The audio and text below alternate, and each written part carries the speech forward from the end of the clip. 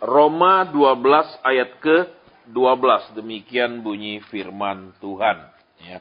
Roma 12 ayat 12. Bersukacitalah dalam pengharapan, sabarlah dalam kesesakan, dan bertekunlah dalam doa. Saudara lihat di sini, ini ayat sering kita dengar. Bersukacitalah dalam pengharapan. Tapi jujur aja saudara ya, misalnya kalau orang nikah, dia tidak mengharapkan suami yang kaya raya, dia tidak mengharapkan suami yang super ganteng.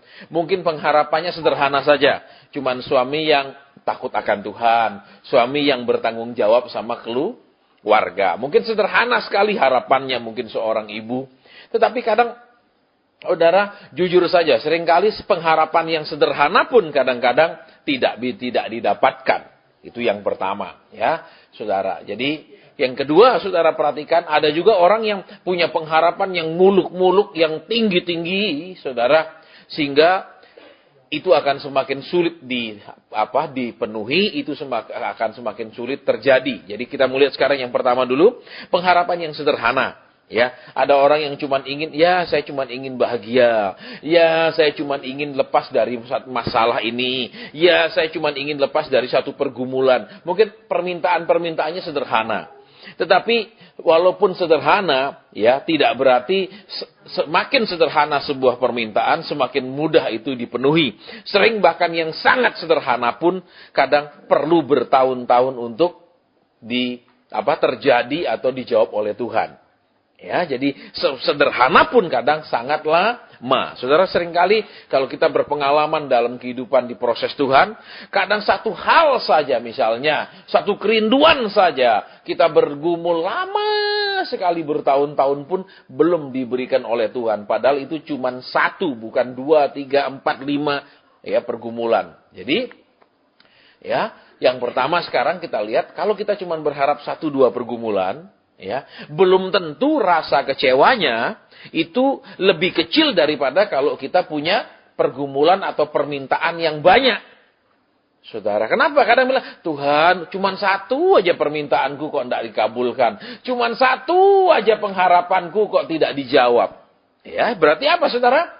Ya, bukan berarti kalau saudara dan saya ini cuman ada 1-2 permintaan, ada 1-2 pergumulan, ada 1-2 pengharapan, ya. Kalau itu tidak terjadi, ya, bukan berarti kemudian saudara dan saya tidak akan merasa kecewa atau sangat sedikit merasa kecewa. Bisa jadi justru sangat amat kecewa. Saudara, karena kembali ke situ, cuman minta 1 hal aja sama Tuhan kok enggak dijawab, ya. Kok cuman 1 pergumulan aja berpuluh-puluh tahun enggak diselesaikan Tuhan. Ya. Kemudian yang kedua, saudara, kita kadang-kadang punya pengharapan yang muluk-muluk. Seperti kalau kita diajar dulu ada yang namanya gantungkanlah cita-citamu setinggi bintang di langit. Sehingga saudara, ya, cita-citanya pasti tidak tercapai. Karena kenapa, saudara? Untuk menggantungkan saja cita-cita itu dia nggak bisa, saudara. Sehingga dia bawa terus cita-cita itu jadi bebannya seumur hidup. Ya kan? Karena kenapa? Saudara, terlalu tinggi tempat menggantungnya, sehingga susah sekali digantung. Akibatnya apa? Nasibnya juga bergantung, saudara. Akhirnya apa? Nasibnya ya menggantung. Ya, kita lihat yang kedua apa, saudara? Ketika orang punya cita-cita yang muluk-muluk, ketika orang punya pengharapan yang terlalu tinggi. Ya, seringkali saudara jangan berpikiran kalau punya pengharapan terlalu tinggi, kalau itu gagal akan sangat kecewa. Bisa jadi juga walaupun dia punya pengharapan banyak sekali, terlalu tinggi, bisa nggak kecewa. Karena kenapa? Dia tahu dia itu mengharapkan hal-hal yang terlalu ajaib sehingga kemungkinan terjadinya sangat kecil. Contohnya saudara, orang Kristen yang mengharapkan hal-hal yang terlalu ajaib, ya. Yang gampang adalah mereka berharap kalau sudah percaya Yesus, hidup mereka itu tidak akan mengalami pergumulan, tidak akan mengalami masalah.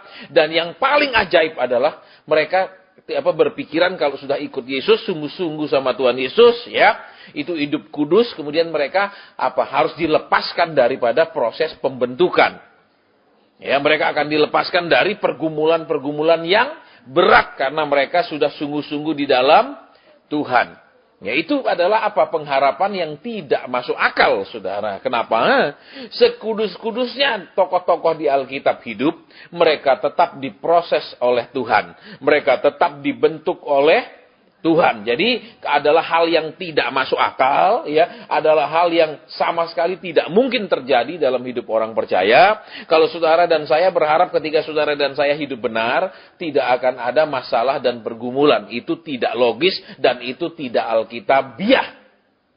Ya, kalau saudara perhatikan, ya, contohnya seperti misalnya, ya, orang yang sudah diproses oleh Tuhan belasan tahun, yang namanya Yakub, betul? Sesudah dia bergumul dengan Tuhan pun dia menang, saudara. Masalahnya tidak selesai sampai di sana, saudara. Ya, yang terjadi kemudian adalah anak perempuannya diperkosa. Ya, itu cerita Alkitab, betul? Tidak selesai masalahnya, saudara. Ya, ada masalah demi masalah. Kemudian di hari tuanya, ya kan, sudah anak-anaknya menjual Yusuf. Ya kan, sehingga lama sekali dia hidup dalam kedukaan. Jadi kita lihat sekarang apa? Ya, kita mau jadi orang Kristen yang realistis, saudara. Kita mau jadi orang Kristen yang alkitabiah, bukan yang ngawur. Ya, saya sering pakai istilah itu 4G. Kalau saudara suka belajar HP kan sekarang itu sudah pakai 4G ya, 4G katanya, ya kan. Kalau dulu 3G, sekarang 4G, 4G. Saya istilahkan itu 4G. Yang pertama adalah gembel. Ya, itu yang pertama ya. Gembel, terus apa? Supaya menaik-naik itu terus harus jadi G yang kedua, jadi gembala. Terus yang ketiga harus khotbahnya gombal supaya gembul. Saudara, jadi asal gembel jadi gembala, khotbahnya gombal menjadi gembul. Saudara, dia gembul jemaatnya kiri semua, dia gembul jemaatnya susah semua, saudara. Kenapa? Karena khotbahnya gombal. Saudara, ya, khotbahnya yang enak-enak aja, khotbahnya semua yang pokoknya jemaat senang yang enak-enak, saya ceritakan yang enak-enak. Jemaat ini nggak sabar saya ceritakan tentang percepatan, ya kan? Jemaat ini membayangkan nanti kalau hidup dalam Tuhan tuh nggak ada problem, nggak ada masalah. Saya membayangkan ya, nanti itu kita akan diangkat sebelum ada kesusahan besar. Ya, pokoknya yang diharapkan oleh jemaat, saudara. Ini yang jadi permasalahan. 2 hari lalu saya khotbah di persekutuan kita di kota lain. Waktu itu saya khotbah tentang khotbah itu dibedakan menjadi 2 macam. Ya, saya ulang kembali. Yang pertama adalah khotbah yang dari pengetahuan dari sekolah Alkitab, dari sekolah teologi. Yaitu kita mewariskan pengetahuan dari orang lain kepada jemaat. Yang kedua, khotbah yang datang dari pewahyuan. Saudara, ya, kalau khotbah yang datang dari pengetahuan, maka kita akan bicara karena kita tahu keadaan jemaat musim bulan kan sejak Januari mengalami pelambatan ekonomi, maka kita akan khotbah tenang, percaya Tuhan masih berkuasa. Kalau dia mau tolong dalam sekejap bisa. Ya, jemaat akan terhibur, saudara, ya toh. Tapi kalau tidak ada buktinya, bosan-bosan dia insya Allah kabur, saudara. Ya, karena mana ada buktinya. Betul, karena terus-terusan begitu. Tapi juga kadang-kadang jemaat yang maaf kata ya, pola pikirnya, daya analisanya rendah. Ya dia terima saja, saudara. Karena dia tidak bisa berpikir yang sehat. Ya, tapi kalau orang yang berpikir sehat, lu ngomong gak pernah terjadi. Lu ngomong gak pernah terjadi. Lu ngomong gak pernah terjadi. Ini perlu kita curiga, saudara. Ya, jadi wah, jangan istilahnya. Kemarin saya sampaikan kepada mereka itu juga, ya, siapapun yang khotbah, siapapun yang menyampaikan sesuatu tetap harus diuji oleh kebenaran firman Tuhan, juga harus diuji terjadi atau tidak. Saudara, ya, karena diambil dari pengalaman orang Yahudi kan, ketika Yesus bangkit, orang Yahudi bilang apa? Tokoh-tokoh Yahudi, tokoh-tokoh agama itu, dia bilang itu dicuri, betul? Ya, akhirnya orang Yahudi percaya. Kenapa? Masa tokoh agama berbohong? Masa imam-imam berbohong? Ya, mereka telan semuanya. Padahal memang benar berbohong, saudara. Ya. Nah, sekarang kita perhatikan dulu di sini, ya. Firman Tuhan tadi kan jelas bicara, bersukacitalah dalam pengharapan. Sekarang jujur aja, saudara, ya. Ya. Kita berharap yang kecil-kecil aja seringkali. Ya, belum terjadi juga kadang-kadang kita malas, betul. Terus apa lagi? Lesu. Ya, terus apa lagi? Kadang ngeluh, ya kan. Ini baru yang kecil-kecil aja loh, saudara. Misalnya mengharapkan jodoh, kok belum datang-datang, ya kan? Ada yang sudah mendahului misalnya. Kok kita belum? Amin. Loh, kok diam? Loh. Iya kan, saudara? Terus apa, saudara? Kadang-kadang yang sederhana aja, Tuhan aku cuma minta satu permintaan. Itu pun kadang-kadang lama jawabnya, amin. Apalagi minta banyak, betul? Satu aja susah dijawab, apalagi 10, betul? Saudara, jadi yang pertama kalau saudara, kita mau lihat dulu kenyataannya. Ketika kita punya pengharapan, ya, ketika itu tidak terjadi, kita pasti tidak sukacita, amin. Kedua, kalaupun itu belum terjadi, seringkali membuat kita lesu, seringkali membuat kita ngeluh, betul? Contohnya, punya pengharapan naik gaji misalnya, belum naik gaji terus. Biasanya, kok nggak naik gaji? Minimal ada tanda tanya, betul? Kedua, ada omongan keluar, amin. Terus kalau kelamaan, mulai ada omelan, betul? Keluhan. Iya kan? Nah, sedangkan firman Tuhan bilang, bersukacitalah dalam, lihat saudara. Nah, kita akan kembali ke sini dulu, ya. Lihat. Bersukacitalah dalam pengharapan. Sekarang Tuhan ngajar kita, maafkan saya, bagaimana bersukacita dalam pengharapan. Ya, tentu saja, saudara. Ya, intinya kita akan belajar sekarang apa? Yang tadi dua hal kan. Sukacita sedikit pun bisa mendatangkan kekecewaan yang besar. Sukacita yang besar belum tentu mendatangkan kekecewaan yang besar. Bisa, karena sadar bahwa itu nggak masuk akal. Amin. Contohnya saudara ya, kalau orang nikah, dia nggak mungkin berharap tidak ada perbedaan pendapat. Dia nggak mungkin berharap semuanya berjalan lancar, seia sekata. Amin. Loh, yang sudah nikah di sini sudah tahu kan, tidak mungkin pernikahan itu setiap saat seia sekata. Amin. Agak diam begini, heran saya. Nggak ada komentar tiba-tiba. Ya pasti ada perbedaan pendapat, pasti ada bahkan bisa pertentangan yang tajam, betul? Iya apa ya yang sudah nikah? Ya, yang belum nikah jangan jawab. Ya, teori tok itu berarti kalau bilang itu karena belum ngalami. Ya toh? Kenapa? Karena itu pasti. Jadi kalau saudara, nanti kalau saya menikah sama-sama di dalam Tuhan. Amin. Ya toh? Terus berharap enggak ada perbedaan pendapat, itu omong kosong, enggak masuk akal. Amin. Kok diam begini? Saya masih berharap, Pak. Karena kenapa? Saya sering baca, mujizat masih terjadi. Iya dah. Ya, kemarin waktu kami nginep di Batu, ada mobil ditulis mujizat masih terjadi. Ya, kita ketawa aja, saudara. Memang masih terjadi, mau saya tulisin, tapi bukan buat kamu. Saudara gitu. Tapi nggak enak, dia mobilnya dia, saudara ya. Jadi kalau kita mau nambah tulis, dia ngamuk. Ya dah.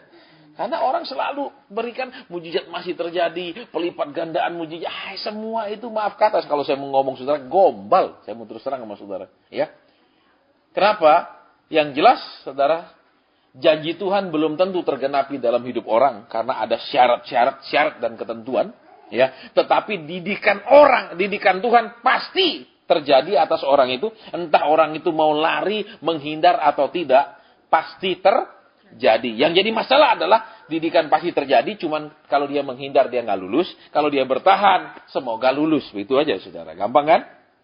Ya, nah sekarang kita lihat lagi kembali di sini ya. Bersukacitalah dalam Ya sekarang lihat, kalau kita mengharap sesuatu, ya kembali yang tadi belum tercapai atau sudah lama sekali nggak tercapai, bisa bersukacita? Pasti tidak, amin. Kecuali orang nggak normal, betul? Ya enggak, saudara. Saudara lihat orang gila, ya, kadang dia lebih bahagia daripada orang normal. Amin. Betul apa enggak? Orang gila tertawa aja, ya tak?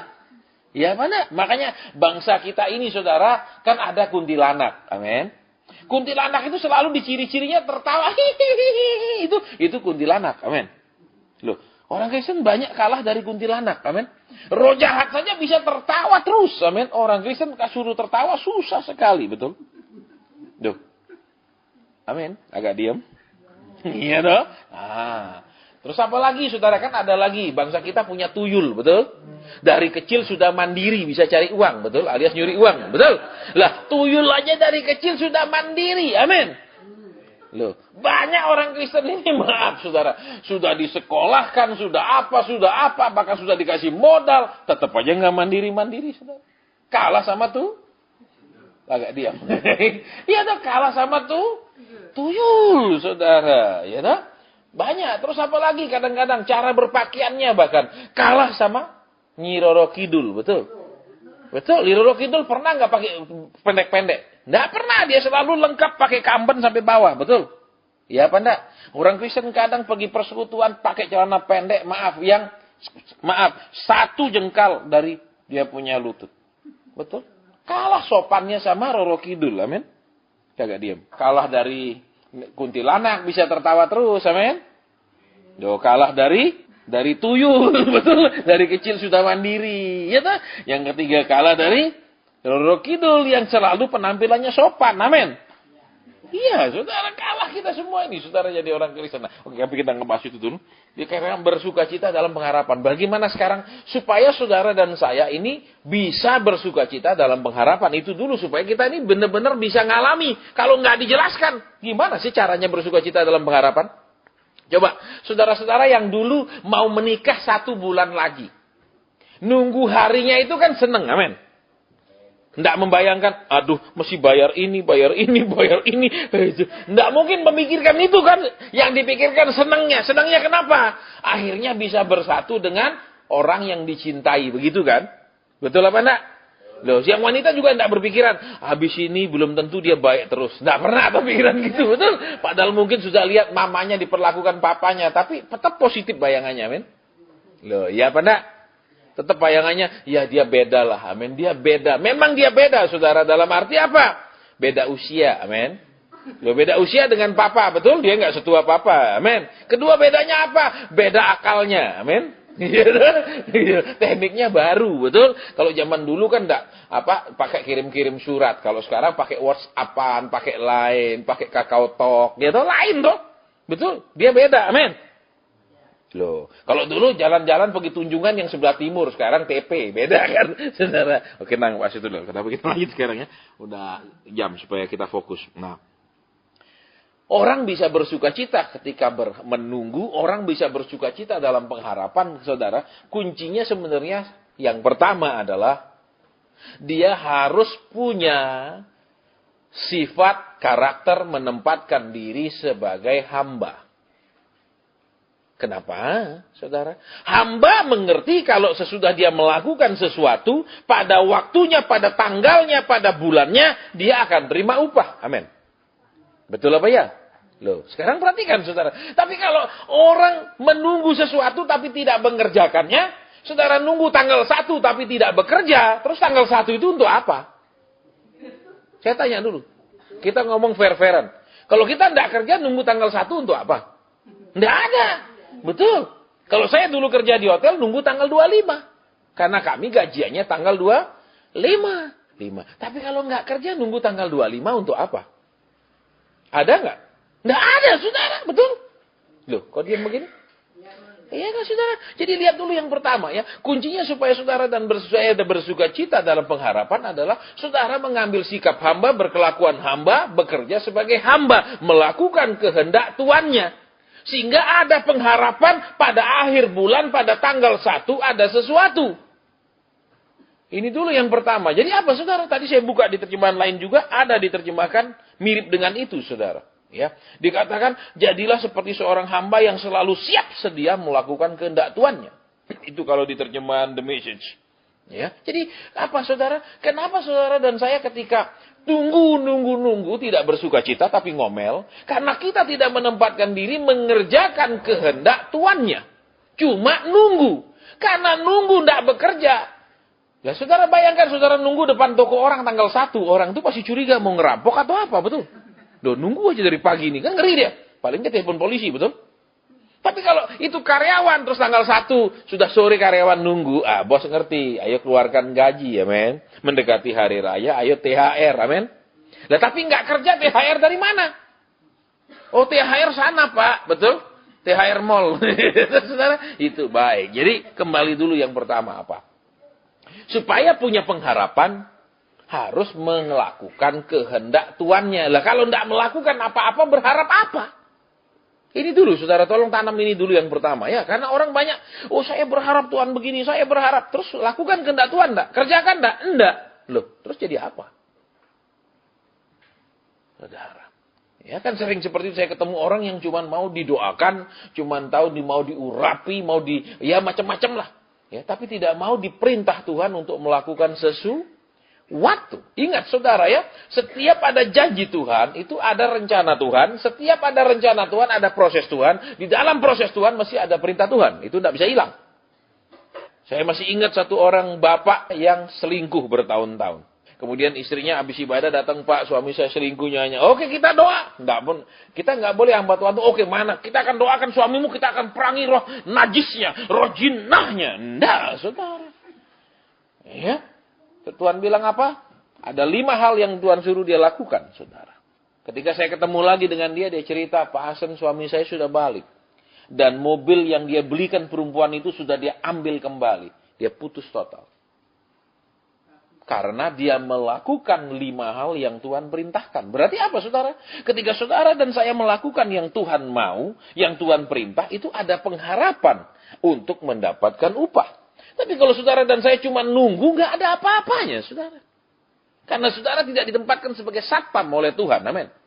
Nggak ada tugas satpam di Alkitab, saudara perhatikan ya. Tolong perhatikan itu. Jadi jangan, ya saya tunggu janji Tuhan. Pokoknya saya percaya, saya tunggu. Enggak. Jadi harus menempatkan diri sebagai pelaku firman. Itu dulu yang pertama.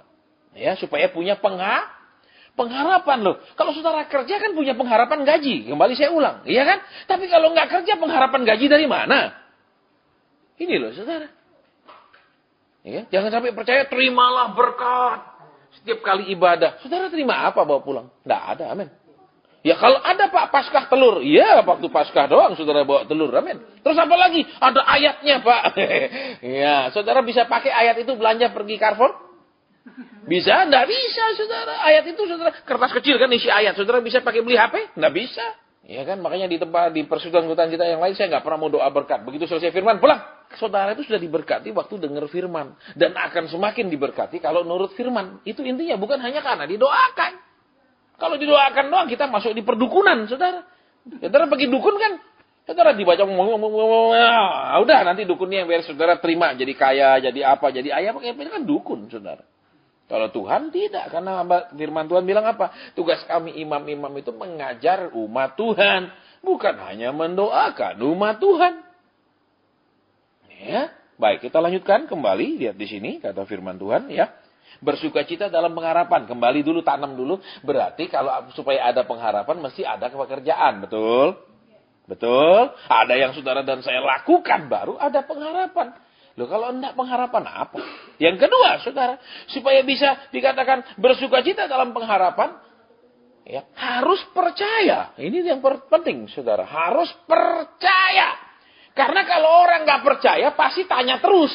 Kapan Tuhan? Kenapa lama Tuhan? Terus, minta dong Tuhan, ayo ngomong kapan Tuhan. Kalau perlu sebutkan tanggal dan bulannya Tuhan. Ya, jadi orang bisa bersukacita dalam pengharapan itu ketika dia bersabar dalam hati, dia percaya penuh. Tuhan, Engkau akan menjawab pada waktumu dan waktumu lah yang terbaik. Padahal sudah menghafal. Semuanya indah pada waktunya. Amin. Sudah baca pernah ayat itu? Halo? Sudah pernah baca? Tetapi kita seringkali memaksakan waktu Tuhan. Kita memaksakan kita punya kronos untuk menjadi kairos. Saudara. Ya, selalu memaksa waktu Tuhan. Saya ketemu saudara orang-orang yang tidak sabar seperti itu. Dan mereka kemudian jatuh dalam masalah yang lebih besar, lebih berat lagi. Ya, 3 tahun lalu saudara. Ya, ketika ibadah doa semalam suntuk ada satu orang. Ya, saya disuruh sampaikan pesan Tuhan, saya sampaikan. Tuhan bilang kepadamu berhenti usaha dulu. Stop dulu usaha. Dia nggak percaya, saudara. Bahkan dia lebih banyak lagi kirim uang ke partner bisnisnya. Hasilnya, sekian miliar tidak berbekas. Oleh partner bisnisnya, bukan ngirim barang, saudara, yang dia order, dipakai beli mobil mewah. Dan sampai hari ini, uang itu tidak kembali. Dan partner bisnisnya seorang pendeta. Kenapa? Pendeta harus keren. Kenapa? Lo harus mobilnya mewah supaya saya dipakai Tuhan. Ini buktinya saya punya mobil mewah. Zaman sekarang semua orang lebih banyak ikut orang yang bisa membuktikan dia kaya. Kalau nggak kaya nggak mau ikut. Ya, makanya orang berlomba-lomba membuktikan harus dia ini loh, lihat mobilnya, lihat rumahnya, baru ikut. Bahkan banyak yang ngomong, saudara jangan ikut pendeta kere, saudara. Dia aja kere, gimana bisa memberkati saudara? Dia lupa kata Rasul Paulus. Rasul Paulus bilang apa? Kami miskin tapi membuat banyak orang menjadi kaya. Ya, tapi zaman sekarang itu yang sedang terjadi, saudara. Ya, sehingga apa? Dia ingin lebih kaya, Tuhan bilang stop dulu kerjaan, dia nggak mau stop. Dia lebih invest lebih, dan akhirnya sampai hari ini dia terlilit hutang yang tidak pernah bisa diselesaikan. Berarti apa, saudara? Kita mau lihat. Dia berharap Tuhan berkati karena dia sudah datang ke doa semalam suntuk. Dia berharap Tuhan berkati karena dia rajin ke gereja. Dia berharap Tuhan berkati karena dia dekat dengan gembalanya. Hasilnya nggak ada, saudara. Jadi yang kedua, saudara dan saya lihat apa? Harus percaya. Percaya apa, saudara? Waktunya Tuhan itu tepat. Nggak bisa diperlambat, nggak bisa dipercepat. Jangan main bantu Tuhan. Makanya setiap orang yang susah, saudara, coba lihat. Ya. Begitu ada tawaran apa, tawar dia pikir, mungkin ini, mungkin ini, mungkin ini. Ya, dia selalu merasa mungkin itu jawabannya, mungkin itu. Seperti sifatnya Lot, kan. Begitu jalan dengan Bapak Abraham sampai lembah Yordan yang subur, dia bilang, aku pilih ini, sudah dia pasti. Padahal bukan tanah itu yang ditetapkan oleh Tuhan. Saudara dan saya perhatikan itu, ingat itu, saudara. Kemudian, ya, saudara dan saya harus percaya, apalagi saudara, ketika supaya bisa bersuka cita. Percaya bahwa kalaupun Tuhan menundanya, kalaupun itu belum terjadi, itu sebenarnya baik buat kita. Karena kenapa? Bisa jadi kita belum siap, saudara. Karena ingat, ketika saudara dan saya punya problem dan permasalahan, itu bukan ujian dari Tuhan. Kenapa? Itu adalah didikan Tuhan supaya saudara dan saya siap ujian. Ujian sejatinya adalah ketika saudara dan saya sudah dijawab masalahnya. Ingat itu ketika Saul masih belum menjadi raja, betul? Ketika Saul belum menjadi orang hebat, dia taat kepada Tuhan. Tapi begitu dia mulai jadi raja yang hebat, dia mulai tidak taat kepada Tuhan. Jadi berat apa, lihat. Kalau saudara dan saya punya problem, masalah, pergumulan kah namanya, kesesakan kah, itu sebenarnya bukanlah ujian. Saya ulang kembali. Itu adalah persiapan, itu adalah didikan supaya nanti siap. Ya, contohnya, masih belum punya, katakan, belum punya suami. Wah, rajin doa, Tuhan kirim suami. Begitu dapat suami, nggak doa lagi. Karena kenapa? Dia tidak siap. Saudara, sifatnya belum siap. Ingat saudara ya, kita bisa sukses sampai ke puncak di karir, di uang, di apa saja dengan usaha kita. Tetapi karakter kita lah yang akan menentukan berapa lama kita di situ. Apakah langsung jatuh ke bawah atau tetap di atas. Ya, tolong diperhatikan. Makanya Tuhan itu selalu ngurusi sifat kita. Sifat kita. Ya, untuk mengubah nasib kita, maaf, orang miskin jadi kaya dia bisa dalam sekejap, saudara. Ya, saya banyak ketemu dan saya lihat sendiri orang-orang yang begitu cepat Tuhan rubah keadaan ekonominya. Tetapi untuk merubah sifat kita itu perlu belasan tahun. Alkitab catat tokoh-tokoh di Alkitab itu. Contohnya, saudara, ya, seperti Elisa. Elisa itu untuk terima urapan dari Elia, dia tidak kemudian datang berlutut, ya, terus antar persembahan ke Elia. Tidak. Dia menjadi hamba selama 20 tahun. Ya, 20 tahun itu bukan waktu yang singkat. Nah, zaman sekarang orang Kristen datang aja ke pendeta, terima urapan kaya, terima urapan soke, itu omong kosong, saudara. Kenapa saya bilang omong kosong? Saya sering khotbah di mana-mana. Siapa pendeta yang berani jamin? Ya, berapa lama pengembaliannya, berapa kali lipat pengembaliannya? Harus jelas. Kenapa? Kalau enggak kan ngomong kosong semua. Saudara antar, nanti kalau tidak terjadi, mungkin saudara itu yang kurang banyak antarnya, makanya tidak terjadi pelipat gandaan. Mungkin saudara disuruh tabur lebih banyak, saudara tidak tabur lebih banyak, makanya nggak jadi pelipatan. Mungkin waktu saudara kasih, saudara tidak tulus, dicari-cari, kita terus yang salah. Ya, ini kisah nyata, saudara. Ya, saya banyak ketemu orang-orang yang dijanjikan dan kemudian habis. Saya ketemu orang yang bangkrut. Dari punya pabrik, ya habis bangkrut. Kenapa? Eksportir mebel, habis bangkrut. Sampai rumahnya pun disita dan dilelang berapa bulan lalu. Dia sekarang tinggal di rumah kontrakan. Dari rumahnya dulu kami pernah rencana pinjam untuk bikin persekutuan. Karena bisa nampung sekian puluh mobil itu halaman. Bangkrut, kenapa? Pendeta nubuat. Kamu harus tabur. Karena tahun depan akan ada orderan besar dari luar negeri. Dia percaya, dia tabur terus. Orderan tidak pernah tiba, saudara. Sampai rumahnya dilelang, dia tinggal di rumah kontrakan. Kenapa nggak bisa dituntut? Karena tidak ada hitam atas putih. Tidak ada perjanjian tertulisnya. Semua orang bisa ngomong sembarangan karena tidak ada perjanjian. Kalau ada perjanjiannya, saudara, saya mau bilang, siapa yang berani bilang pelipat gandaan? Saya kasih semua aset saya jual, saudara.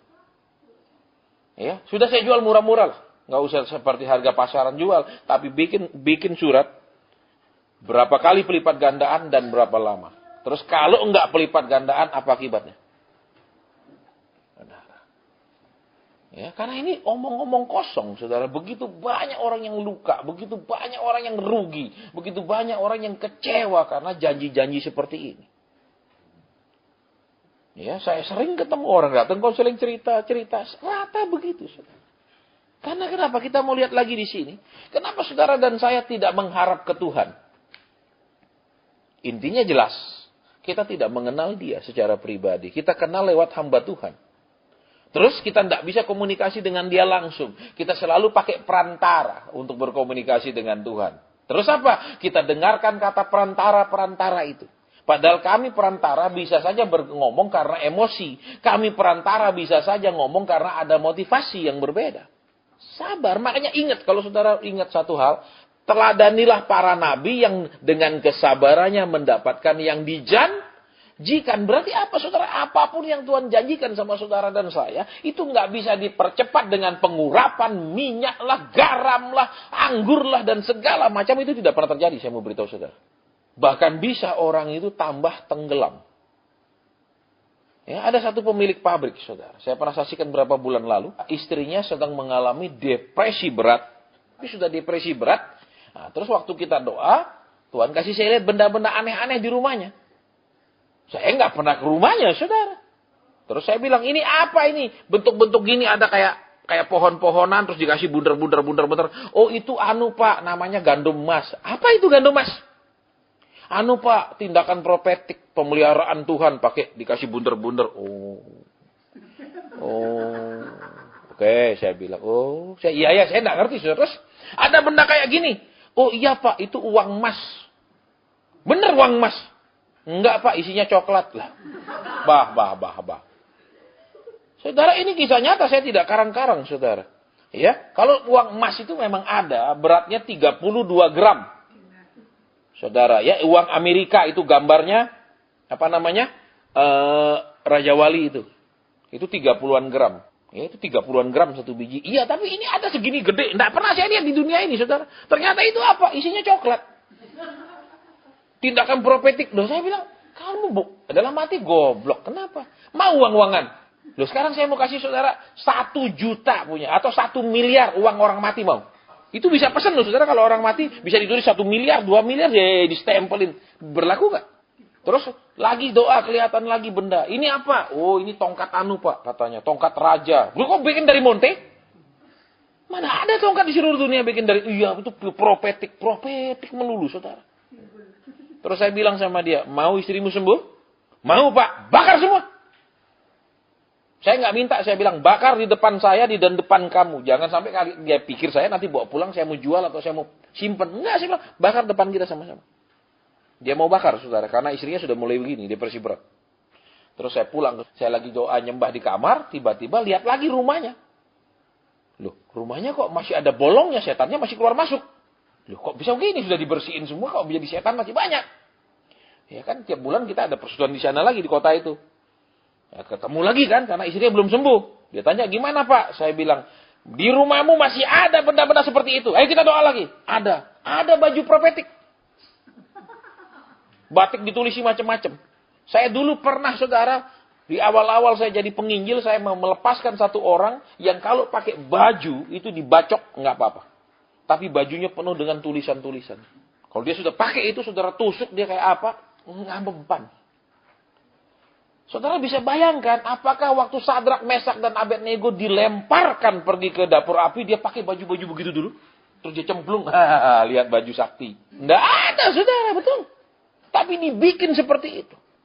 Dan saya katakan, ada baju itu? Saya lihat baju kayak gini, ada, dia bilang. Keluarkan. Dia nggak mau keluarkan, saudara. Saya bilang terus sama dia, baik. Engkau nggak mau keluarkan baju itu, sorry ya.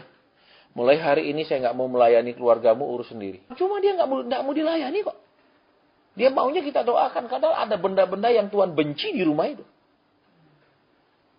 Apalah, belum, ini cerita lengkap, ada lagi. Saya lihat, saya bilang, ini ada paku. Paku apa ini kuning? Oh, paku emas, Pak. Untuk apa? Manggil kekayaan, harus dipaku di 4 sudut rumah.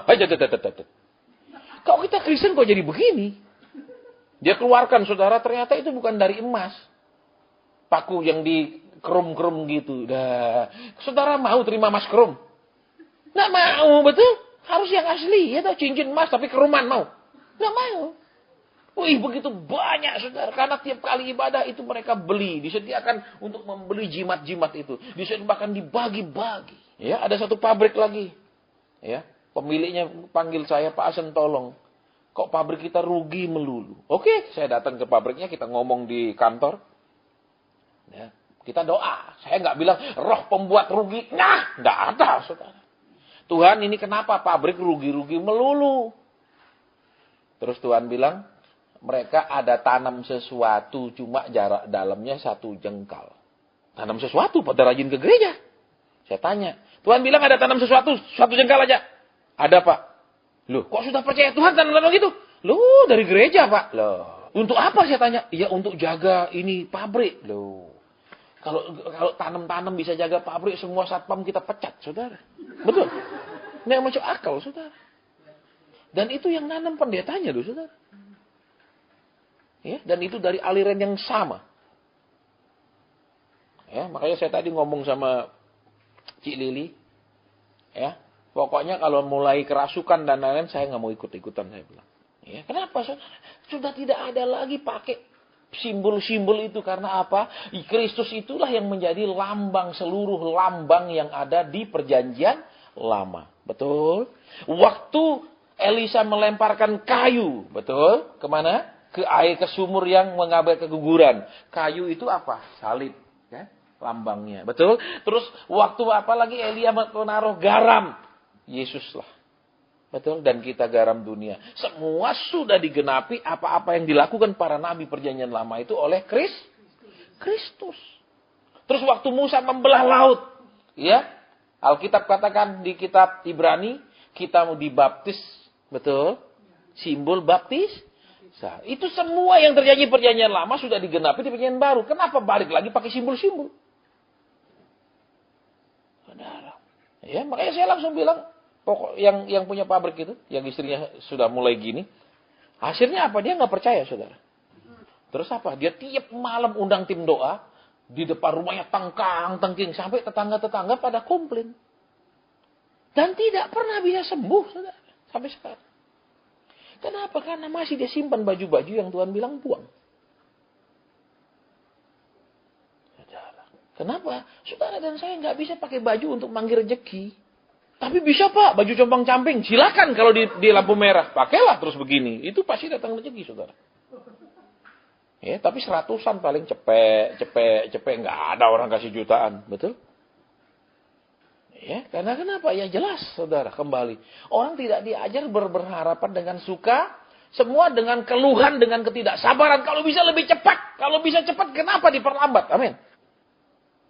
Ya, karena banyak orang ikut itu kemudian depresi. Ya, karena ini terjadi, saudara. Ada yang kemudian rajin ikut begitu, sekarang langganan psikiater. Dulunya normal 100%. Ya, ini kisah nyata loh, saudara. Saya tidak karang, saya khotbah, ini saya rekam. Ya, baik, kita lanjutkan. Bersukacita dalam pengharapan. Tadi yang pertama apa? Jadi hamba. Karena hamba yang kedua, sabar, percaya. Ya, kenapa percaya? Intinya, pokoknya apa yang Tuhan buat itu baik buat saya. Apa yang Tuhan izinkan terjadi dalam hidup kita itu baik untuk kita. Nah, itu yang susah. Kenapa? Karena dia cinta kita, karena dia mengasihi kita. Tentu saja kalau mengasihi, ingat ya, cintanya Tuhan sama manusia beda loh, saudara. Betul? Suami banyak bilang, aku mengasihimu. Tapi belum tentu benar-benar mengasihimu. Benar? Seringkali aku menghabisimu. Ya toh? Dari dulunya sehat, ceria, sekarang jadi kurus kering karena menderita. Ya toh? Dari dulu kelihatan, waduh cantik, sekarang aduh kayak monster karena stres. Ya toh? Saudara. Oke, jadi ketika kalau Tuhan cinta kita, dia selalu merancangkan apa? Seperti yang dia katakan di Yeremia, aku tahu rancangan-rancangan apa yang ada padaku, yaitu rancangan damai Berarti semua yang dia rancang, jalan, langkah, peristiwa, ya, masalah, kesesakan, dan lain-lain, yang memang itu harus kita lewati, itu baik buat kita. Bulan lalu salah satu tim kita yang di persekutuan di kota lain mengalami terobosan. Karena rumahnya habis kontrak. Tidak punya uang sama sekali perpanjang kontrak. Dia tidak pernah bisa doa 3 jam satu malam. Tiba-tiba dia bisa doa 3 jam, 3 jam, 3 jam, 3 jam. Menjelang habis kontrak. Dia sudah mengalami terobosan. Terobosan apa? Dari pemalas berdoa menjadi orang yang rajin berdoa. Jadi lihat, saudara, jangan pikir terobosan itu berarti punya masalah, selesai itu nama terobosan. Enggak. Ketika saudara dan saya punya masalah, kalau di terjemahan bahasa Inggrisnya itu ada lebih jelas, saudara, ya, di The Message dikatakan, berdoalah lebih keras lagi, pray harder. Ya, berarti apa, saudara? Kita seringkali nunggu tapi tidak meningkatkan jam doa. Nunggu tapi tidak naikkan jam doa. Saya pernah, saudara, di kota ini juga, ya. Satu ibu datang ke saya, Pak Asen, anak saya sudah sakit 7 tahun. 7 tahun sakit-sakitan. Doakan. Oke, saya tanya dia balik. Taci sudah doa berapa lama selama 7 tahun? Ya, setengah jam. Bayangkan, saudara, selama 7 tahun dia tidak pernah bisa doa lampaui 1 jam. Setengah jam, setengah jam, setengah jam, setengah jam, setengah jam. Tetap tidak ada breakthrough-nya. Tidak ada terobosan doa. Kalau saudara tiba-tiba katakan ada anggota keluarga yang sakit. Terus saudara harus gedor dokter. Saudara tidak mungkin gedornya pelan-pelan. Tak, tak, tak, tungguin. Tak, tak, tak, tungguin. Betul? Tambah dia tidak jawab. Saudara akan gedor lebih keras lagi kan? Betul. Nah, seringkali Tuhan juga ingin umatnya mendesak dia. Tanda umatnya hanya mengharapkan pertolongannya. Tapi umat Tuhan nggak mendesak dia. Lihat. Waktu Elia, ya, sekalipun Tuhan yang suruh dia bernubuat, ya kan, untuk datang kekeringan. Kemudian sudah itu Tuhan gerakkan dia untuk mengakhiri kekeringan itu, ya kan? Dia sendiri harus berdoa 7 kali. Lihat, sekalipun Tuhan yang suruh, kadang-kadang kita juga harus berdoa lagi. Apalagi saudara dan saya yang mau. Ya, Tuhan perintah aja perlu doa banyak, apalagi yang kita mau. Amin. Nah, agak diam lagi mulai. Biasanya kan gitu. Tapi kalau percaya, ya toh, biar sekarang sudah bulan sekian Tuhan sanggup memutar balikkan keadaan. Amin. Betul, pada saat Tuhan balik keadaan kita kebalik. Gitu. Ya, senang orang Kristen begitu, saudara. Ya, kenapa mereka suka khotbah yang semua di awan-awan, nggak ada bukti? Ya, saya nggak suka, saudara, semua yang nggak ada bukti. Makanya waktu saya SMA pun, kenapa saya tidak memilih jurusan IPA? Padahal saya nilai kimianya sangat amat tinggi. Saya tidak pilih IPA. Kenapa? Karena guru matematika saya ngomong, yang sampai sekarang pun saya tidak pernah lupa namanya, saudara. Ilmu pasti bukanlah ilmu pasti. Justru ilmu pasti adalah ilmu yang tidak pasti. Dia buktikan, saudara. 10 bagi 3 adalah 3,3. 3,3 kali 3 bukan 10, 9,9. Tidak pasti. Kalau saya bilang, wah kalau gini saya nggak mau belajar yang nggak pasti dah. Ya benar, memang nggak pasti. Betul, 10 dibagi 3 kan 3,3. Betul. Tapi 3,3 kali 3 bukan 10. Saudara tetap 9,9. Betul. Berarti dia nggak pasti dong. Sejak itu saya bilang, aku nggak mau pilih ilmu IPA. Ini ilmu nggak pasti. Aku mau cari yang pasti-pasti saja. Saya juga nggak pilih ilmu ekonomi kan. Saudara suruh saya rugi, laba rugi. Padahal nggak ada uangnya, suruh pindah sana, pindah sini. Pak. Saya bilang ini ngajar kita bodoh. Loh iya, pelajaran hitung dagang tata buku kan gitu. Betul? Mana uangnya? Ayo, nggak ada kan? Cuma dikasih angka, pindah sana, pindah sini. Angka, uangnya mana? Nggak ada, cuma angka kosong. Saya bilang ini juga ilmu nggak pasti. Ya, di jurusan bahasa aja saya bilang. Karena ilmu bahasa pasti, saudara. Aturannya pasti. Betul? Yesterday I went. Today I go, tomorrow I'm going. Jelas. Saudara nggak bisa dirubah-rubah. Kalau rubah salah. Gitu loh. Jadi ya naik jurusan bahasa saya bilang. Karena tidak pasti. Saudara bisa tahu sakleknya saya, kakunya saya. Ya, nah kembali ke sini lagi yuk. Ya, bersukacita berarti tadi apa? Yang poin kedua, percaya. Poin ketiga, sabar. Orang yang percaya pasti sabar. Contohnya, misalnya lagi pacaran nih, tiba-tiba pacarnya bilang, yang aku mau sekolah luar negeri. Kalau dia percaya pacarnya setia, ya dah kamu pergi dah, aku tunggu. Amin. Tapi kalau yang perempuan juga tidak percaya lakinya setia, aku tidak mau pak keluar negeri sama orang lain. Lebih baik kawinkan aja kami. Loh, berarti sama-sama tidak percaya. Amin. Loh, iya apa enggak? Tapi kalau percaya, ya udah kamu pergi ke luar negeri sana, aku tunggu. Ya kan kalau percaya. Tapi kalau nggak percaya, kamu sumpah ya. Kalau aku tinggal nggak panu ya, misalnya terus apa Sabtu kamu harus tetap di rumah ya. Kalau tidak percaya, berarti lihat apa saudara ya? Percaya itu menentukan sikap kita untuk bersabar atau tidak. Orang tidak percaya nggak mungkin sabar, saudara. Orang tidak percaya nggak mungkin bisa tenang nunggu. Betul. Nah, coba saudara yang pernah punya anak-anaknya sakit terus dibawa ke ICU. Kalau dia selalu bingung-bingung diintip-intipin, dokternya bilang tunggu di luar. Kenapa? Supaya nggak ngikut ngomong aja lebih dari dokter, betul? Kadang-kadang kan ibu-ibu kalau udah panik lebih dari dokter, betul? Lebih pinter. Duh, kok nggak diinfus, kok nggak digini? Kalau lu tahu lu infus sendiri aja di rumah, betul?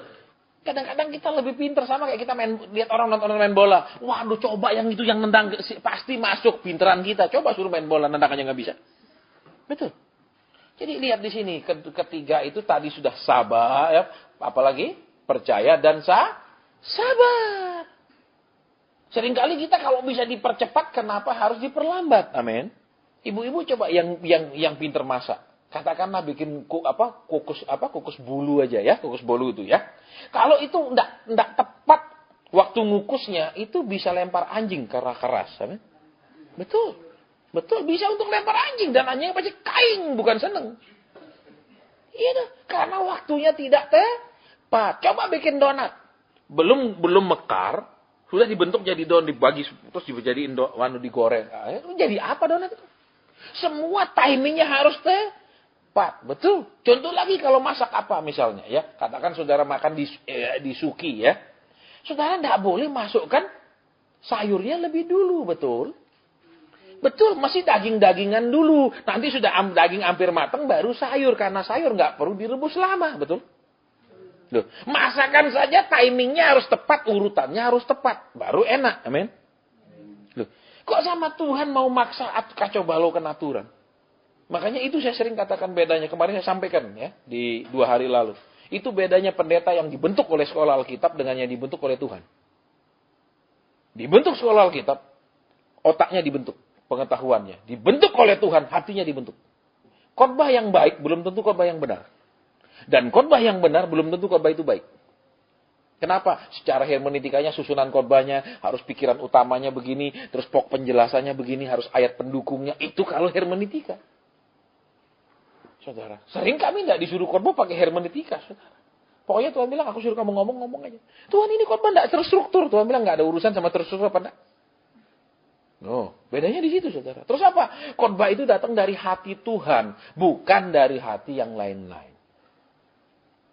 Itu bedanya. Tapi juga perlu sekolah Alkitab. Saya juga punya, saudara. Bukti saya sekolah Alkitab. Saya enggak. Kok? Kan ada yang tanya. Bapak sekolah ada buktinya. Pendeta Buli lagi yang tanda tangan. Sah. Ya.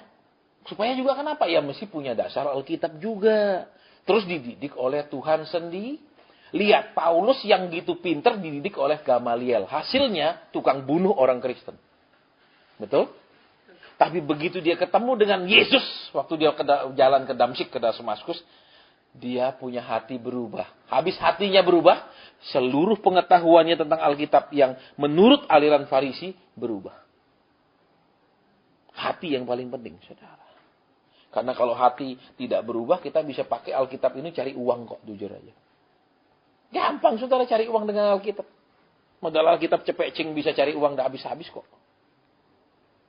Ya, pokok pinter ngomong puter balik sana sini, orang dibikin bingung sampai dia percaya. Karena kenapa? Dia sendiri bingung, nggak bisa mikir, jadi dia percaya. Ya. Loh, iya tuh, kalau saudara pengusaha contohnya, saudara bukan disuruh nabur ke gereja. Pengusaha itu nabur ke bisnisnya kembali, itu namanya investasi, reinvestment. Contoh, saudara bikin roti, misalnya kayak Korodi punya ini, bikin apa? Bikin kayak makanan atau apa, misalnya terus bikin apa?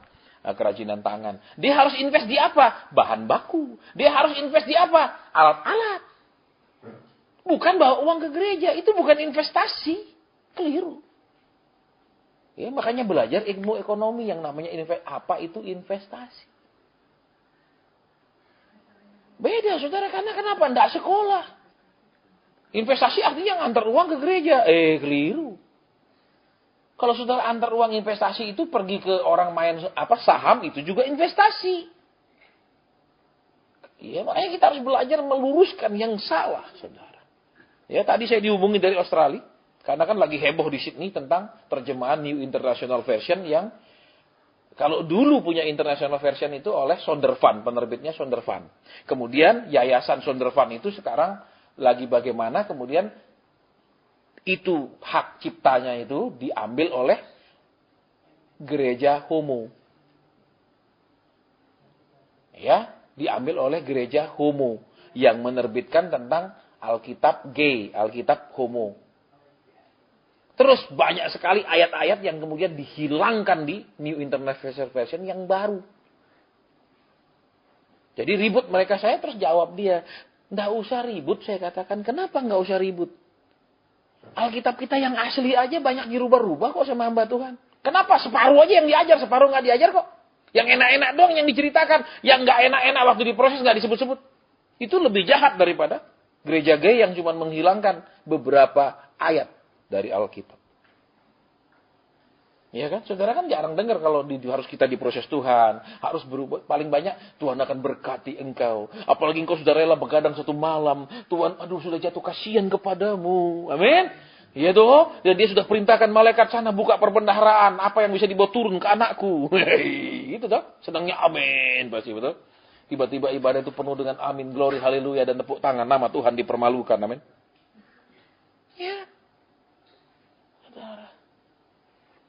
Kita lagi coba lihat di sini ya. Bersukacita dalam pengharapan. Tadi sudah. Apa? Percaya dan sabar. Kemudian bagaimana bisa terus bersukacita dalam pengharapan?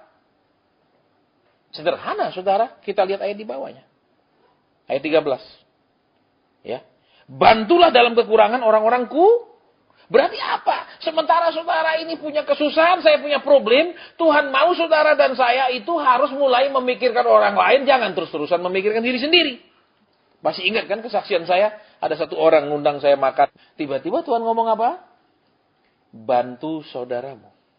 Saya nggak tahu dia punya saudara berapa. Hari itu tumben saya ketemu orang itu ngundang saya makan. Ya, cuman kan caranya orang kalau ngundang halus. Pak Asen saya ngundang makan. Sebenarnya bukan. Pak Asen saya mau konseling sambil makan. Ya cuman sudahlah saya ngerti dia bukan jurusan bahasa. Jadi saya terima. Ya. Terus dia tiba-tiba bilang, iya bener Pak Asen. Cici saya punya anak itu mau sekolah di Australia butuh 250 juta. Saya bilang kasih cicim. Baik Pak Asen, dia kasih cicinya saudara, tender itu dia menang. Lihat di sini saudara. Bersukacitalah dalam pengharapan bagaimana? Bantulah orang lain. Nah, kalau sebenarnya saudara dan saya ini terus mikirkan terus masalahnya, saudara nggak akan bisa bersukacita. Kenapa? Saudara akan merasa kita menjadi orang yang paling malang, paling susah, paling menderita, paling banyak dah persoalannya. Tapi ketika engkau dan saya mau membantu orang lain, engkau tahu ternyata banyak orang lain yang punya masalah lebih berat dari kita. Berarti apa? Supaya engkau dan saya tetap bisa bersukacita, ayo taati Tuhan waktu engkau dan saya punya masalah. Ketika Tuhan gerakkan engkau untuk tolong orang mungkin doakan orang, kunjungi orang, bahkan berkati orang sekalipun engkau dan saya mungkin tidak punya kelimpahan, lakukan. Lakukan. Tolong perhatikan. Ya jangan alasan Tuhan aku aja masih kurang. Jadi kalau saudara bilang masih kurang, semua orang juga masih kurang. Amin. Dikasih semua uang yang ada di Indonesia pun masih kurang. Saudara. Jadi kembali bagaimana supaya bisa bersukacita? Keluar dari egoisme hanya memikirkan diri sendiri. Mulai mau dipakai Tuhan untuk nolong orang lain. Ya, tapi jangan percaya supaya saudara bisa dikeluarkan dari masalah, ayo tabur. Salah. Ya, kita mau fair-fairan saudara, ya, karena korban terlalu banyak dan saya kadang-kadang, Pak saya kena tipu, aduh korban lagi, Pak saya kena, kok bisa percaya, heran, nggak habis-habis bisa kena tipu, betapa bodohnya semua orang bisa ketipu. Saudara hanya bisa ditipu oleh orang yang saudara percaya. Kalau orang itu saudara nggak percaya, saudara, mungkin orang itu tipu saudara, amin. Kalau saudara bilang saya nggak percaya nih, nggak mungkin tipu saudara dong, karena sudah nggak ada jalannya. Penipuan datang dari kepercayaan, amin. Nah, oke, jadi kembali, bantulah orang-orang lain. Lihat saudara, ya, usahakan dirimu untuk selalu memberitung. Bahasa Inggrisnya saudara, usahakanlah dirimu untuk selalu hospital. Hospital itu apa? Tempat rumah sakit. Artinya apa? Engkau susah sering ketemu orang susah. Engkau punya pergumulan sering Tuhan kasih ketemu orang yang punya pergumulan. Perhatikan. Jangan tunggu Tuhan, engkau bereskan dulu masalah saya supaya saya bisa tolong orang lain. Engkau selesaikan dulu utang saya supaya saya bisa bersaksi sama orang lain yang punya utang. Tidak ada Alkitab cerita seperti itu. Justru ketika engkau susah, saya sedang dalam masalah berat, sering Tuhan kirim orang-orang yang perlu, rumah sakit. Rumah sakit rohani. Ya, kita susah, dia cerita susahnya juga. Terus jangan kita bilang, tak Ci, cuma susahnya 1, saya 5 Ci. Wih, itu iblis dipermuliakan, saudara, bukan Tuhan. Betul. Lihat saudara, justru dengan kita pernah mengalami susah, kita bisa cerita sama dia. Ya, kan ada hamba Tuhan bilang, Pak Asen, saya 6 tahun melayani Pak Asen, gini aja hidup saya. Saya jawab sama dia, Bapak baru 6 tahun ya, saya pernah diproses Tuhan 16 tahun Pak. Hah? Dia bilang, iya Pak. Langsung dia diam. Sukacita dia saudara. Ternyata ada orang lebih susah dari dia. Kayak persis kan kita ini karakternya SMS betul. Susah melihat orang senang, senang melihat orang susah. Betul? Iya dah. Kalau saudara ketemu orang yang lebih susah, saudara bilang, puji Tuhan. Betul? Ada orang lebih sengsara. Tapi kalau senang, Tuhan aku kayaknya paling menderita. Betul? Lihat saudara ketika saya cerita sama dia, saya 16 tahun. Saya tinggalkan pekerjaan tahun 90. Masuk di prosesnya Tuhan. Ya, sampai dengan 2006. Ya. Bahkan saya diundang ke Surabaya, kasih one way tiket sekali jalan, pulangnya cari sendiri. Ya, dia butuh saya habis konseling, sudah lu pulang urusan lu. Saya ngalami. Ya, saya ngalami di kota ini. Jadi saudara lihat di situ ketika saya cerita sama dia, dia langsung diam. Ternyata penderitaan saya 6 tahun belum seberapa. Jadi lihat di sini. Saudara juga butuh dibuat mengalami penderitaan. Supaya kenapa? Supaya kalau saudara ngomong sama orang yang menderita, orang itu percaya. Kalau saudara tidak pernah menderita, hidup enak semua, terus saudara ngomong sama orang susah itu bilang, enak kamu nggak ngalami. Pinter ngomong. Tidak ada artinya omongan kita di depan dia. Tapi kalau kita ngalami susahnya, dia akan bilang, iya saya percaya karena kamu juga pernah ngalami. Berisi, berbobot omongan kita. Tapi kalau, hidup saya dari dulu nyaman, bapak mama kaya raya, betul? Terus kita saksi sama orang-orang susah, kita bilang tenang, percaya. Dia akan bilang kamu ngomong gampang, kamu tidak pernah ngerasakan. Betul. Setiap orang yang mau melayani Tuhan harus mengalami. Sehingga apa? Pelayanannya bukan pelayanan omong kosong, tapi pelayanannya karena dia juga sudah dididik Tuhan. Kalau saudara mau efektif pelayanan, saudara mau efektif orang dengarkan omongan saudara, saudara harus mengalami proses demi proses. Coba seorang ibu yang menderita sekali, dia layani ibu-ibu. Ibu-ibu itu akan dengarkan dia, kenapa? Dia ngalami, saya tahu suaminya brengsek, saya tahu suaminya bajingan. Kan orang akan salut, tapi kalau ibu ini ngomong khotbah enak, karena kenapa suaminya baik-baik, betul? Nggak ada isinya omongan kita. Ya, makanya lihat di sini saudara. Tuhan bilang bersukacita dengan cara apa? Saudara ayo pikirkan orang lain. Masih ingat dulu saya saksi juga. Waktu saya sedang doa, Tuhan keluarkan saya dari padang gurun. Tuhan keluarkan saya dari sini, saya mau balik kerja lagi. Tuhan bilang doakan si Anu. Loh, ini lo jawab masalah saya. Kenapa saya suruh doakan orang lain? Saya sedang bergumul supaya Tuhan lepaskan saya. Masa disuruh berhenti kerja terus jadi penganggur? Nggak ada lo langsung undangan khotbah, nggak ada saudara, nggak ada. Terus ngapain ya bengong di rumah bertahun-tahun? Terus ngapain ya berdoa, minta Tuhan balik lagi ya, itu. Saudara.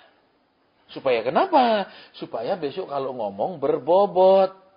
Ngomongnya bukan hanya dari pengetahuan, tapi pengetahuan plus pengalaman.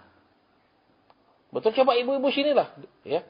Misalnya ada satu ibu, saudara tahu anaknya baik-baik semua. Terus nasihati saudara yang anaknya katakan jadi bahan pergumulan. Sudah Ci, nggak usah dipikirin anakmu. Yang kamu nggak mikirin anakmu baik-baik. Betul lah. Iya, pasti akan ngomong gitu dia, betul. Terus apa? Sudah imani suamimu akan pulih. Ya, kamu tidak ngalami gampang ngomong. Amin. Iya, tapi kalau kita pernah ngalami, iya, kita akan bilang dulu saya juga ngalami. Lain bobotnya. Saya tidak suka, saudara, kalau maaf kata, walaupun saya hamba Tuhan, saya nggak suka kalau pendeta yang tidak pernah ngalami kesusahan, kesedihan tuh, saya nggak suka. Kenapa? Dia ngomongnya enak-enak melulu. Dia ingat hidup ini tidak seenak, segampang cocoknya pendeta, betul? Cocoknya pendeta bilang semua beres, saudara percaya. Iya, dia ngomong tok, betul? Suruh percaya ngeluarin telur aja Paskah dia nggak percaya, dia suruh kita ngeluarin. Teman saya punya anak pemain tamburin di salah satu tempat yang gede. Seragamnya pun beli sendiri. Sampai dia ngomel-ngomel, anak saya pelayanan seragamnya suruh beli sendiri. Dia sendiri nggak percaya, lebih berbahagia memberi dari mana? Terima. Dia mau nerima doang, tapi dia suruh kita beri terus, dia kebalikan, lu dong beri, amin. Halo? Mau Paskah, ayo saudara, kumpulkan telur. Lu dari minggu ke minggu tiap ibadah lu mungut duit. Sekarang beli telur aja nggak berani, 1 teri 30.000. Amin. Enak aja lu aja nggak beriman, suruh kita beriman sembarang. Amin. Kita harus ikuti orang yang punya iman. Halo. Baik, terus usahakanlah dirimu untuk selalu memberi Lihat, usahakan dirimu selalu harus menjadi seperti rumah sakit. Tiap orang datang nyari, tiap orang sakit nyari. Halo. Sementara engkau sendiri punya pergumulan. Halo. Jadi ingat, ketika engkau dan saya punya pergumulan, punya beban yang berat, ada orang yang Tuhan kirim untuk kita layani. Ada orang yang Tuhan kirim untuk kita beri nasihat, kuatkan penghiburan. Jangan bilang aku sendiri masih susah. Ya, itu tidak akan membuat engkau dan saya menunggu berpengharapan dengan sukacita. Oke, terakhir. Ayat yang di atasnya. Ayat ke-11. Janganlah hendaknya kerajinanmu kendor, biarlah rohmu nyala-nyala dan layanilah tuh. Kalau terjemahan lainnya bilang, janganlah mengundurkan diri. Ya, jangan mengundurkan diri. Do not quit. Quit itu artinya mengundurkan diri. Ya, banyak orang ketika ada masalah, udahlah mundur dah, maju. Gimana? Tambah sungguh-sungguh sama Tuhan, tambah banyak masalah. Betul. Tambah sungguh-sungguh sama Tuhan, tambah banyak masalah, saudara, di awalnya. Ya, coba saudara waktu sekolah mulai TK. Pertama kali pegang pensil, masih diajar sama gurunya pegang, betul? Dan kita pasti tidak nyaman dengan cara pegang yang diajar, betul? Karena kita sudah biasa pegang pensil kayak pegang golok, betul? Begini caranya. Betul? Akhirnya kita diajar sama gurunya pegangnya gini. Pertama enggak nyaman, amin. Betul, enakan begini kan pegangnya? Ya apa tidak yang pernah sekolah nih? Saya enggak ingat Pak dulu. ya sudah kalau enggak ingat. Ya, yang ingat-ingat saja saya ngomong. Betul. Karena kenapa kita sudah terbiasa kalau pegang coret-coret. Apa kan mau kita di rumah. Tiba-tiba gurunya bilang pegangnya begini. Pertama pasti tidak nyaman. Betul. Betul. Tapi kemudian lama-lama nyaman. Dan sampai sekarang enggak mungkin lulus pakai gini kan. Enggak akan balik lagi. Jadi apa? Ketika saudara dan saya pertama belajar taat, pertama dididik Tuhan. Pasti semua tidak enak. Karena kita terbiasa dengan cara kita, hidup kita, rencana kita, mau kita, dan semua kita. Tapi kalau saudara dan saya sudah terbiasa, tidak enak.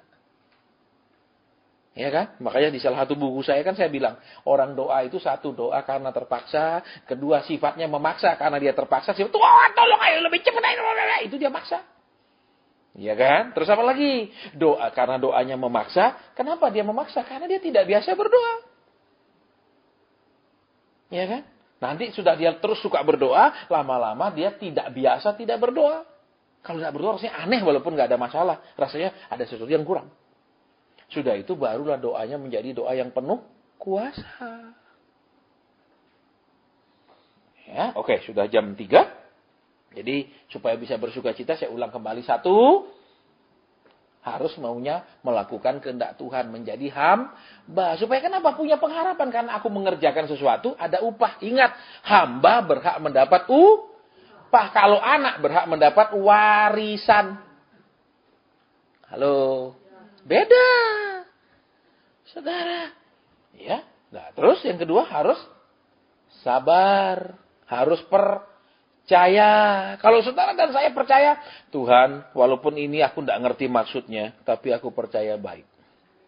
Tuhan, walaupun ini sangat menyakitkan, aku percaya baik. Loh gitu loh saudara. Makanya kita akan tenang. Kenapa dia baik? Tidak mungkin dia celakakan saya. Nggak mungkin Tuhan tuh kasih saya menderita. Nah gitu loh. Jadi sukacita. Ya, jadi kita lihat di sini. Berpengharapan dengan suka cita. Karena percaya. Terus karena sabar. Baik Tuhan, aku nunggu waktumu. Kalau belum waktunya, ya sudah. Loh gitu loh saudara.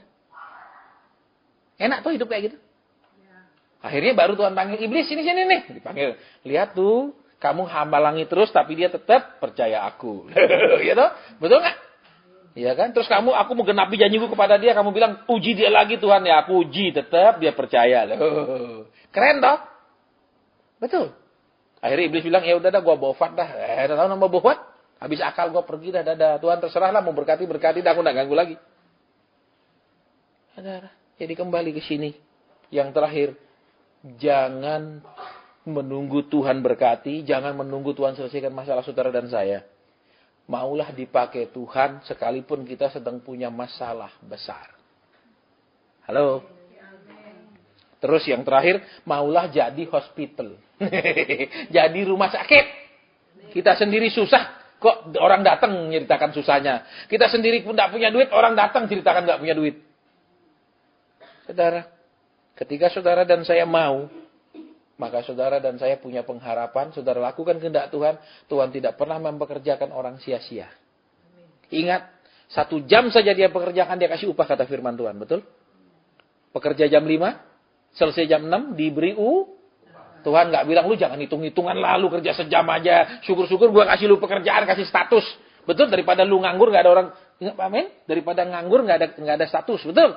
Lebih baik ada kerjaan walaupun nggak ada gaji. Betul, yang penting saya ada kerjaan. Betul, status. Tapi Tuhan memberi ingat, jadilah hamba. Baik Tuhan, aku disuruh doa, baik. Aku disuruh tunggu, baik. Aku disuruh, iya. Maka suatu hari Tuhan akan bilang apa? Cukup anakku. Aku menemukan yang aku cari di dalam kamu, maka kamu akan temukan yang kau minta di dalam aku. Ya, baik, sampai di sini kita akan break. Ini ada yang ulang tahun, makanan banyak di sana, banyak di sini. Ya, memang persekutuan kita ini luar biasa, limpah ruah. Saudara ya, kalau nggak jaga makan bisa gendut saya. Baik, nanti kita akan break, kemudian akan kita lanjutkan. Tuhan berkati kita.